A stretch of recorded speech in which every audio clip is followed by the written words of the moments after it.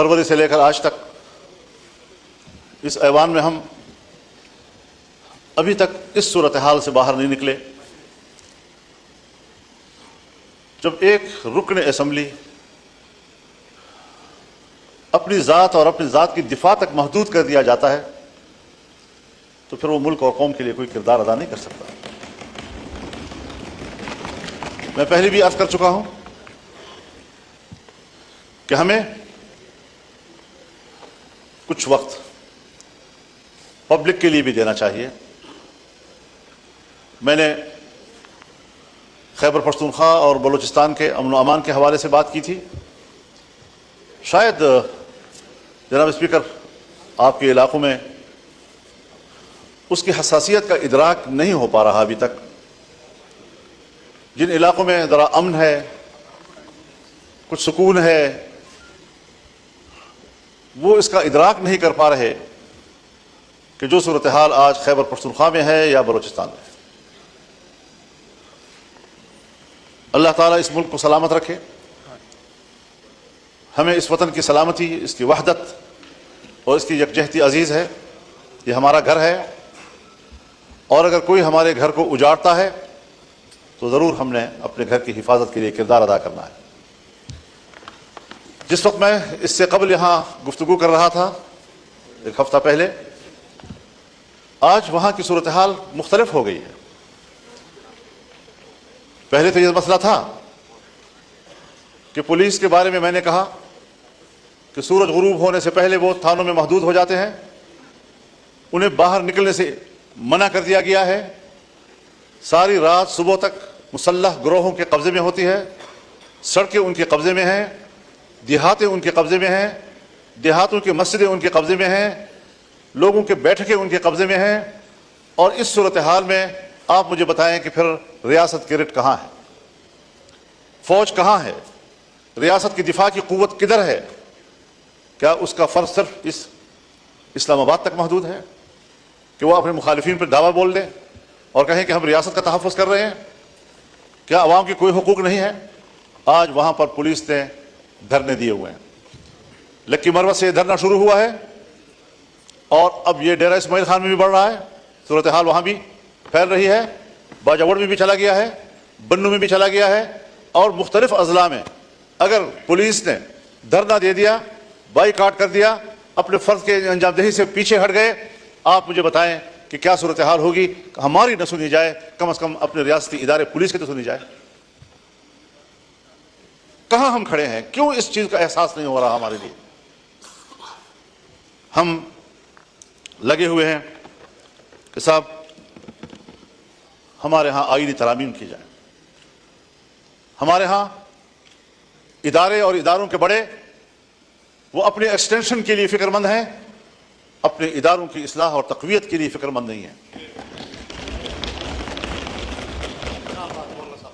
Extension का अमल अगर फौज के अंदर है तब भी गलत है, अगर अदलिया के अंदर है तब भी गलत है, अगर सिविल ब्यूरोक्रेसी के अंदर है तब भी गलत है। ये तो कल पार्लियामेंट भी मुतालबा कर सकता है कि 5 साल के बाद हमें भी 5 साल की एक्सटेंशन दी जाए।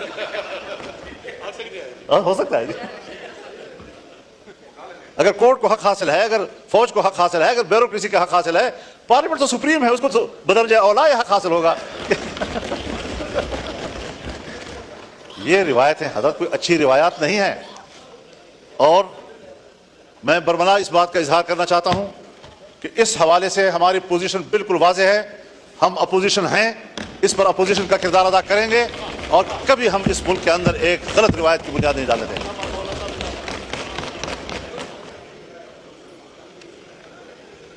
जनाब स्पीकर,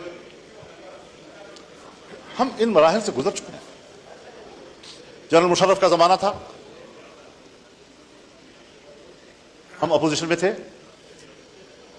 LFO के जरिए उन्होंने सुप्रीम कोर्ट के चीफ के जज की उम्र 68 साल कर दी थी और हमने लड़कर उसकी उम्र को 65 पे ले आए बड़े मुश्किल के साथ। एक फौजी हुकूमत में फौज के फैसले को रिड्यूस किया जहां तक हमसे हो सकता था। मेरी अपनी जाती राय यही थी कि उनको 62 साल तक रखा जाए, लेकिन बहरहाल दोस्तों की इज्तिमाई राय में 65 साल हुई, उस 65 साल के फैसले पर हमारे भाई हैं, हमारे मोहतरम हैं, पाकिस्तान पीपल्स पार्टी उस वक्त यहाँ हमारे साथ अपोजिशन में बैठी थी, अपोजिशन में बैठकर उन्होंने मेरे ऊपर तनकीद की थी, एमएमए ऊपर तनकीद की थी कि आपने 65 साल क्यों दिए हैं उनको। आज आप उनकी उम्र के इजाफे में वहां उस बेंचों में बैठकर उसकी तायीद करेंगे? कैसे करेंगे, क्यों करेंगे मेरे भाई? उसूल उसूल होता है, हमें कुछ उसूलों की पैरवी की तरफ जाना चाहिए। जनाब स्पीकर, हमें तस्लीम कर लेना चाहिए कि हमारा जो अदालती निजाम है वो फरसूदा हो चुका है। हमारे अदालतों के सामने जत्थे बैठे होते हैं और वो फरीकैन को इत्मीनान दिलाते हैं कि आपका फैसला यूं होगा और आपका फैसला यूं होगा। इन जत्थों को खत्म करें और अदालत को ताकतवर बनाएं ताकि उस पर एतमाद हो। आप भी वाकिफ हैं उससे और मैं भी उससे वाकिफ हूं। बातें सच होती हैं, कोई कहता नहीं है, और अगर कहनी पड़ जाती है तो हमारे मत्थे लग जाती है। आज भी हजरत जनाब स्पीकर, हमारी अदालतें लॉबियों में तकसीम हो चुकी हैं और वो बाहमी तौर पर अदलिया नहीं बल्कि वो एक सियासी ग्रोह बन चुके हैं। कोई एक पार्टी को सपोर्ट कर रहा है तो कोई दूसरी पार्टी को सपोर्ट कर रहा है। मैं कहता हूं चीफ जस्टिस मेरी मर्जी का हो, आप कहते हैं नहीं चीफ जस्टिस मेरी मर्जी का हो। क्यों? यहां पर बात क्यों आ गई है? हमने इस ऐवान ने क्या इस निजाम में इस्लाहात की तरफ नहीं जाना? जनाब स्पीकर, मैं तजवीज़ करूंगा, हुकूमत के सामने तजवीज़ करूंगा, क्योंकि अव्वल फर्ज उनका बनता है कि जुडिशल रिफॉर्म लाए जाएं, अपोजिशन के साथ बैठकर लाए जाएं, उस पर कमेटी बनाई जाए और बताया जाए कि हम अदालत का निजाम क्या होना चाहिए।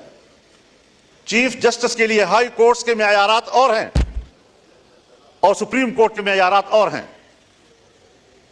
फौज में चीफ के लिए मेयारात और हैं और अदलिया में चीफ के लिए मेयारात और हैं। इन मेयारात को यकसां किया जाए।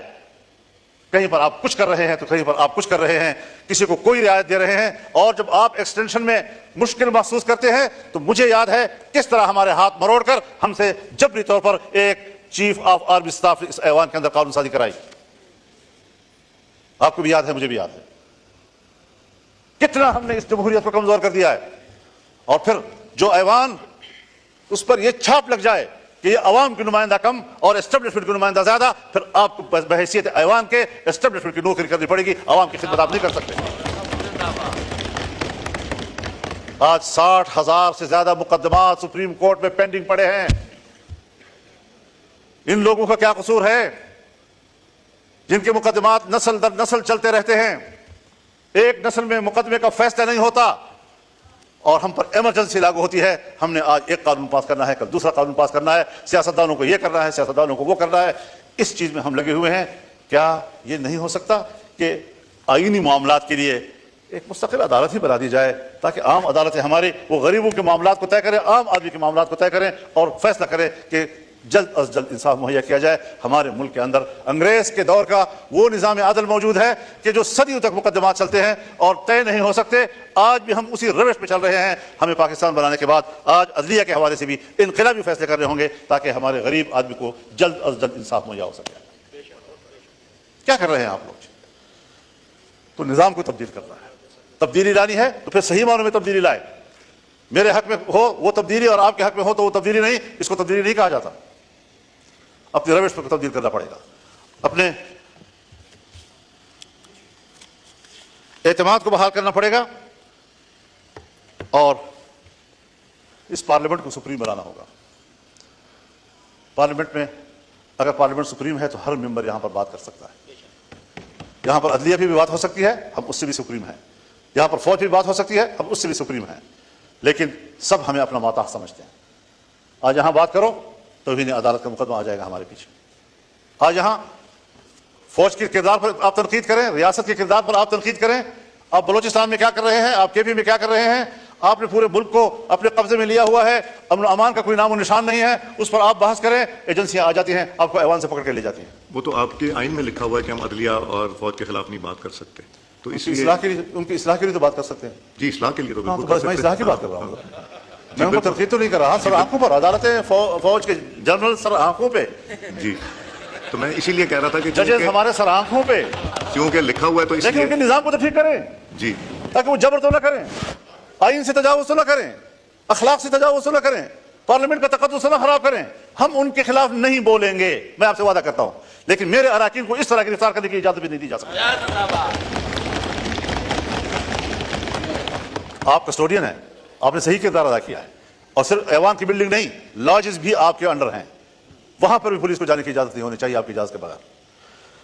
तो ये सारी वो सूरत हाल है। वो भी मौलाना साहब, आपको याद है कि एक दफा जब हुआ था उसके बाद सबने मिलकर डलवाया था कि लॉजेस भी पार्लियामेंट का हिस्सा गिना जाएगा, तो वहां भी आप सही कह रहे हैं कि वहां भी जाने की इजाजत नहीं होनी चाहिए, और है भी नहीं।